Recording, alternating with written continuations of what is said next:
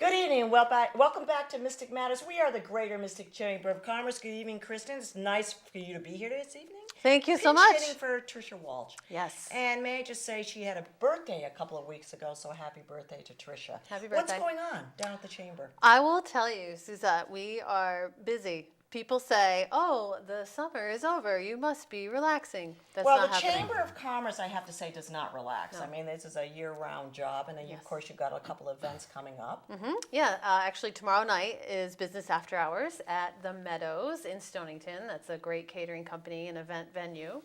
And then the annual dinner is coming up at the beginning of December. So that's for our chamber members. We're having that at the Mystic Marriott. We are honoring United States Navy as Employer of the Year, and also Tony Manfredi of Great the Mystic choices. Fire Department. Great choice. And Yeah. just a shout out to Tony Manfredi, who has been a wonderful person at our art festival and a lot of our events, and you'll get a chance to meet him. You can't miss him, and that's all I'll say about Tony Manfredi. And of course, the United States Navy. What an opportunity to highlight what's in our backyard at the Groton Base, and so that should be a wonderful evening on December 3rd. And then you've got a couple announcements. You guys did a membership drive. We did. We called it the Pumpkin Spice Membership Drive. And Pumpkin Spice. Yes. Was there a little bit of something going on there? It was spicy. Okay, good. And it was pumpkin-y. We were very excited. We got 6 new members, so I'm going to list them on the air in honor of their joining the business community of Mystic Chamber. So that's Factory Square and Coastal Funding, Domino's in Groton. You're hungry right now just thinking about it. Simply Skin. She does, facials. What we all and stuff. need for the winter time, yes. Liberty Insurance, Rogers Yacht Sales, and Bank Square Books. Welcome to the fold. Thank you. And congratulations, and welcome to the Greater Mystic Chamber of Commerce. Well, you know, Kristin, I've been doing the show for, anyways, we won't get to how many years I've been doing the show. But We're measuring in decades yes, now. we're going to talk about Sorry. a lot of measurements here tonight. But I am happy this evening to introduce, as a person that has grown up here in the Mystic area, one of the finest institutions right in our backyard, and that's the Mystic Seaport.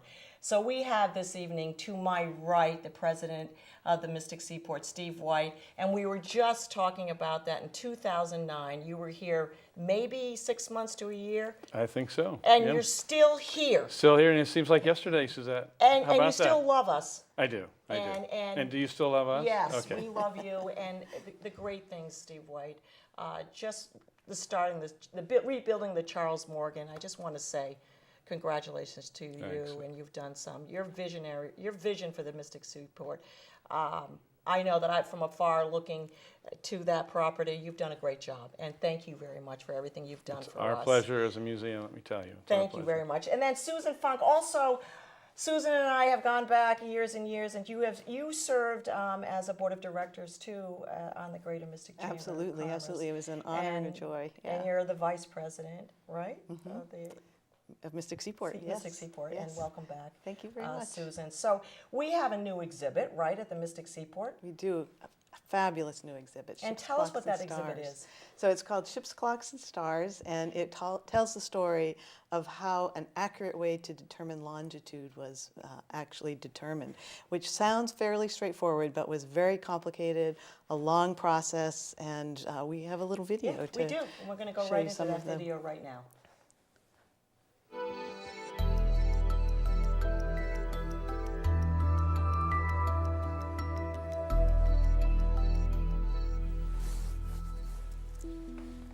Ships, Clocks, and Stars is the name of this particular exhibition, subtitled The Quest for Longitude. The problem with only understanding latitude is that you only really knew where you were north-south. You really had no idea how far west you were, for example. I can't imagine what it was like to sail then.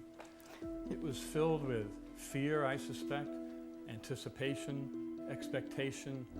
Where were we going to land? What were we going to see?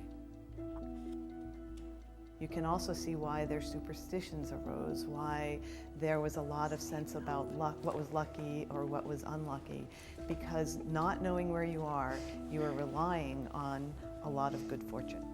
So longitude was really a vital thing to figure out. And And that is exactly what this exhibit is about. It's about an important contest, about a prize that was offered for technology, and the way the discovery of how to find longitude came about.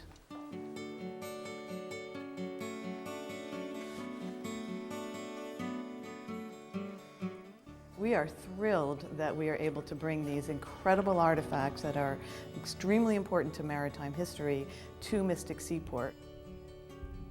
I think Mystic Seaport is a perfect fit for Ships, Clocks and Stars. This is about the sea, this is about seafaring, about getting about on ships. That's what the exhibition is about. It's about one of the big problems of getting around on ships at sea and how that problem is solved. We have beautiful replicas of John Harrison's sea clocks. We have the case dial and hands of his fourth timekeeper, H4, the Sea Watch. The second of Kendall's timekeepers, which was a slightly simplified version. The thing it's most famous for is its part in the Mutiny of the Bounty. So it's the watch that was issued to William Bligh as commander of the Bounty expedition. There are some objects that we know are fairly delicate, so only displayed rarely. And one is a beautiful compass, and it's just an exquisite hand-coloured compass. There are some wonderful portraits in the exhibition.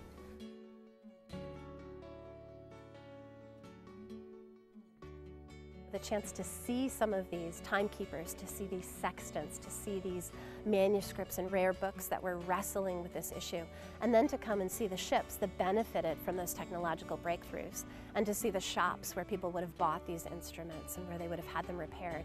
We can really offer that full experience to our visitors of allowing them to step back into the past. Hopefully the public's going to take away from this an understanding of just how important this discovery of longitude was.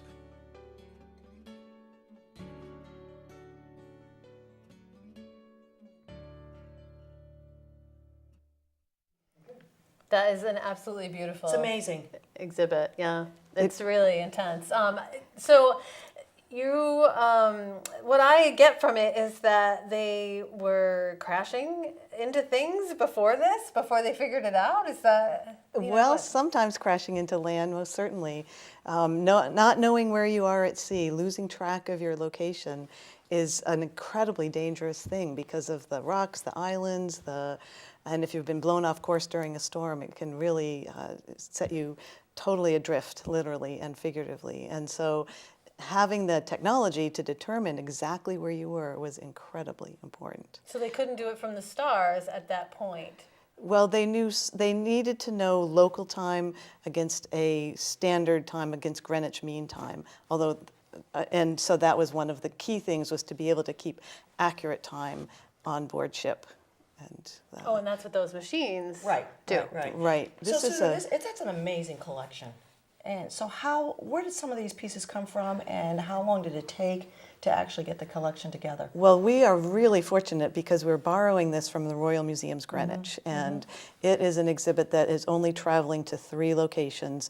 It has been in Washington, D.C. We have it here amazing. in Mystic, and then it goes on to Australia.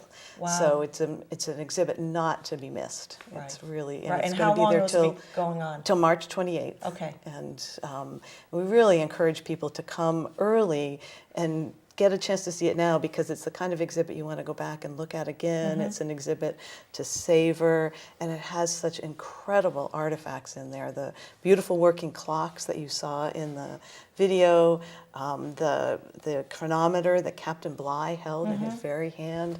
There's just a real sense of reaching back and touching history in this exhibit. Now, one of the things I heard is that because of the sensitivity of these machines, there had to be a certain temperature adjustment in the building. Was that, or that when you come into the exhibit in the morning, the machines aren't working, so you have to crank them up again? Is that part of? That's correct, Steve? Well, we had to do some modifications to the building, absolutely, to make sure that the climate control was spot on. These are priceless objects coming from England. Some of them have never been outside the United Kingdom before, so we had to make sure that everything was absolutely perfect for them. Well, this just lends credibility to the Mystic Seaport that this is going to be here till March 28th, and there were only 3 locations. Yes, yeah, three worldwide. So how did that come about, Susan? Well, we have a great affiliation through the International Congress of Maritime Museums, which Steve can speak more to, and that kind of professional organization really is a great chance to establish the partnerships to bring an incredible exhibit like that. But I think that's very important, Steve. So if you could just elaborate on that just a bit. It speaks to the respect that Mystic Seaport has globally with respect to the museum, the stories we tell, and particularly our staff. So they entrust us with these jewels of the crown in many respects. And so we build these professional relationships, as Susan said, to provide opportunities for museums to share things back and forth, and we will share elements of our collection with other museums as well. But one key thing to also keep in mind here is that this exhibition also has a sponsor, and has a Connecticut sponsor that's been sponsoring the exhibition in all 4 places, and that's United Technologies. Yeah, thank God for United Technologies. They've been great friends. And so this exhibition is about innovation, and UTC is obviously a great corporation partnership. about innovation themselves. So it That's really fantastic. works well together. Now, going to the actual seaport and participating in this exhibit, it's not just visiting the machines. It's not just going into that building. You can go to the where the sextants are, where the measurements, where the seaport measurement building is. Nautical instruments Thank you, shop. nautical instruments Well, shop. And they give you like a thank you, map, Susan. and they give you. We have done our homework, but and the planetarium. The planetarium has a Yes. special show that's been determined to, that's been designed to be a companion to this exhibition about what Captain Cook's experience was like in the South Pacific and off Tahiti, and so it's great because you can see the exhibit, you can go to the planetarium and learn more about celestial navigation and explore the grounds. It's really a great connection. Yeah, it's a really saturating experience, so you end up understanding it in one way or another. Yeah, you'd either have to go to Tahiti to see that sky or England to see these clocks. So, but you don't have to. You just come right to come on Mystic over to Seaport. Mystic. well, it's really funny, but that's not just the end. We have more, okay? And there's more exciting things going on at the Mystic Seaport. So we have a new exhibit hall being built as well. We New do. construction going on, We Steve. do. It's a really big deal. This is we're building a new building. It's a 14,000 square foot building. You can't miss it. You can't, and you'll see in a minute that you'll soon be able to see it even more than you can now. But it's called the Thompson Exhibition Building. It's been something that's been on the planning table for quite some time, and with the conclusion of the Charles W. Morgan restoration and 38th voyage, we now have the opportunity to move forward with this really important project for us. So I think we should show the video. I think we it'll should. I give think you a that's good a nice, introduction. yeah, absolutely. I love saying that. Yeah. Let's go to the clip. Let's Go go to to the the clip. And here we are. There's actually 2 parts to this project. There's the reconstruction of what was Anchor Circle, which is now going to be called the Gallery Quad, and there is the construction of the new building. The design intent was twofold. One was to replicate the feeling of the sea, the cresting of a wave, with the exterior of the roof structure itself. The interior of the building is basically following the design of a wooden ship. When you visit the building, you just have a feeling that it's somehow about the sea, it's somehow about the wooden ships themselves. We thought about the geometry of the sea, wave crashing on the beach. If you look at marine creatures, you see that their vertebrae are generally in a spiral shape. And the wooden ships that were first built, they all had lovely curved hulls. And if you look at the ribs and the hulls, they sort of feel a little bit like the skeletal forms of the marine animals. And so we began to see there's a kind of a geometry there, and perhaps that's something we could capture. It's really important to differentiate from the historic character of the campus so that there's no confusion about what was original and what is new. This building positions us incredibly well for the 21st century. We could say that it's opening a new era at Mystic Seaport, the era of exhibitions.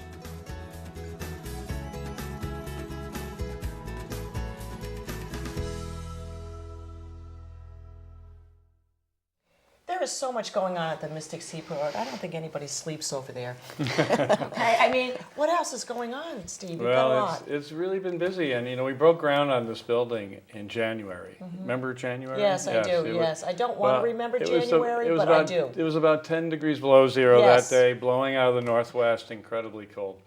So since January, we've come a long way.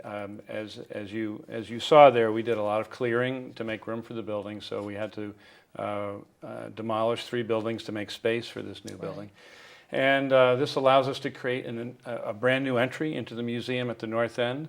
And with this building, we create what's called Mcgraw Gallery Quadrangle. And if you think about this grand building as an anchor, it anchors 6 other exhibition halls in the area, so that we have a quadrangle of exhibitions.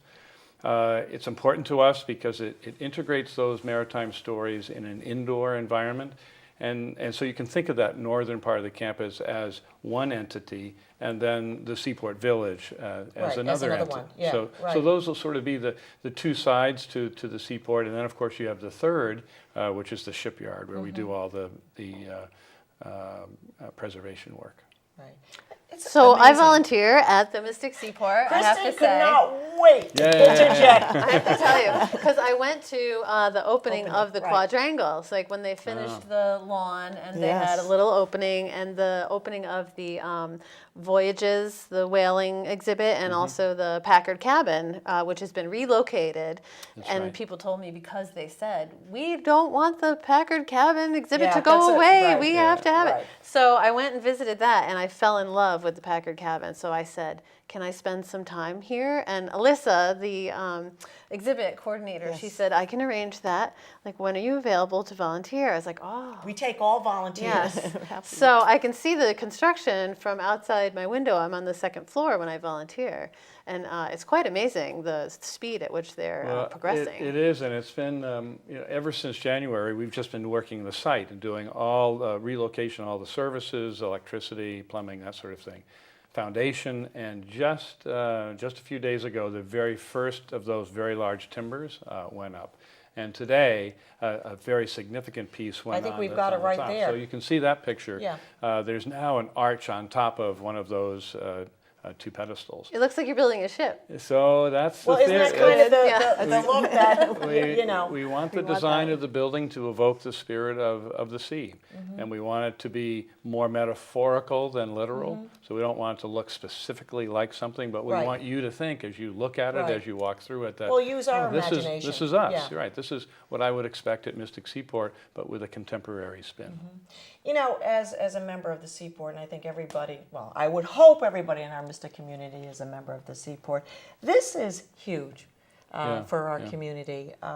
And going forward, what is the message here, Susan, for all of us that live here and I mean, outside the historical part? You're obviously entrenched in the community, but what's the message here? Well, I that think you're- a really important message is that Mystic Seaport is here for the community. It is certainly an attraction for tourists, and we love to welcome people from around the country and around the world.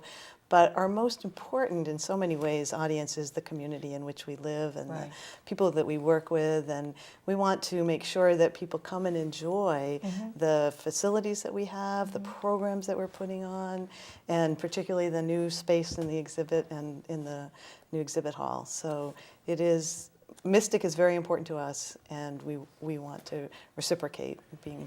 Well, and I think transitioning, Steve, into speaking about, it's in our backyard, but it will be a year-round facility. Is that sort of a goal going forward? Well, thank you for bringing that up. We, as you may recall, after the recession, we changed the business model a little bit at Mystic Seaport, and we decided to close to the public for a 6-week period in the winter from basically January 2nd until President's Day. And it was a hard decision to reach, but it made sense because during those cold winter months, as an outdoor museum, or perceived anyway as an outdoor museum, we just didn't get enough traffic.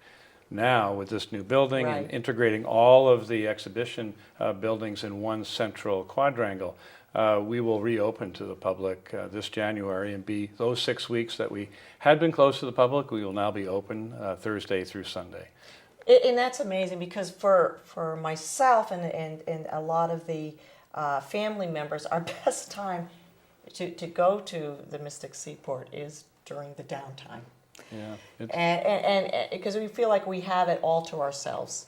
So come visit me at the Packard. Well, Yes. On Sunday afternoons, I give the best tour because I totally love. On Sunday afternoons? Yes, Sunday afternoons. What time? 1 to Kristin? 5. Oh no, in the winter it's 12 to 4. And so starting next and week. Susan's got, creating with Elisa another opportunity this winter that is going to be brand new starting this winter so that families have something to do. So I think it's important that Susan talk about that. So the new family activity area in the P.R. Mallory building is going to be a great place for kids and of school-age kids to come with their family and do art, engage in puppet shows, music. There's going to be all sorts of things for them to do on a cold and snowy day or on a, it doesn't have to be snowy, but any day during the winter, a great place to come and explore the exhibits, go see ships, clocks, and stars, and then do your own art that incorporates that in. And then go down to the tavern and get a hot chocolate or a cup of soup, go see the Morgan, planetarium show. There are going to be plenty of things to do and changes every week. We'll have a new craft every week, so lots of things for the kids and families to do. Well, you know, the campus is the most, you have the most beautiful campus. It's right there on the Mystic River. And I always felt, it's not hard to walk around even outside. I mean, let's get these families and kids outside. Even in bad weather, it's not that hard to dress up. But now you've sort of made it an opportunity to do both. And it's a little more manageable. So you know there's the territory is not quite as expansive. So you come in this winter because the new building won't be finished. You come in through you've seen the new middle gate, isn't it cute? Yeah. I love the Cute. middle gate. I don't know Lovely. about cute, but it's, I love yes, it. I love it. Well, it's right I love outside it. my window, and Yeah. I love You think it's cute. watching That's people all coming and important. going. Yeah. Well, it's Yeah, little, no, it's it small, really it's is. lovely. Yeah. And so people come in that gate and then are immediately have the opportunity to go either right and go over and see all the exhibitions, or walk right down the laneway, see the planetarium, go into the Children's Museum, and as Susan said, over to the tavern, because the Schaefer Spouter Tavern will have a That's fire in the important. fireplace. You can get a hot chocolate, something to drink, sit down. I think it's more and then more be out. manageable. Yeah. For winter, it's just right. Right. It's just right. right. So when is this whole thing going to be done, Steve? What is the Well, projection date? I think this will be the first time we sort of made it public, but we will open the new building in September. Okay. So that's, And then we open the new building.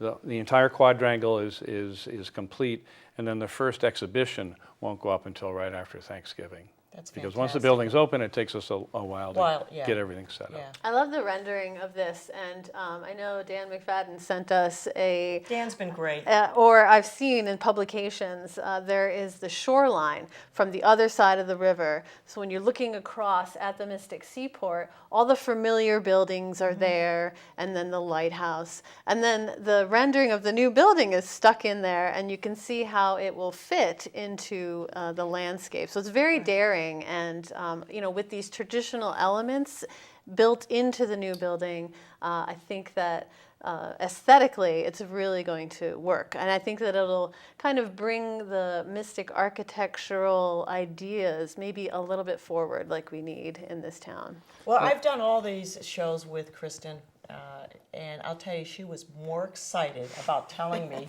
I volunteer at the Mystic Seaport. I said, good, Kristin, that's great.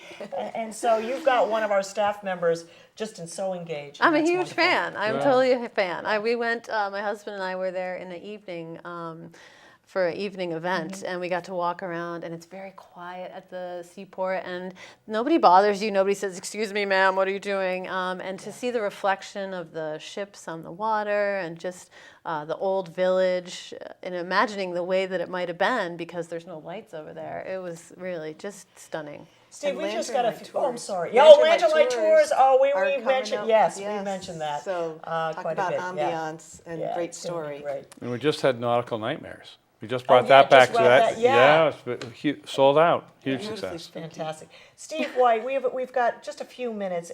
Give us a recap and sort of an ending for our show. Ending for your show. Well, the first thing that comes to mind for me is the image of the Charles W. Morgan sailing.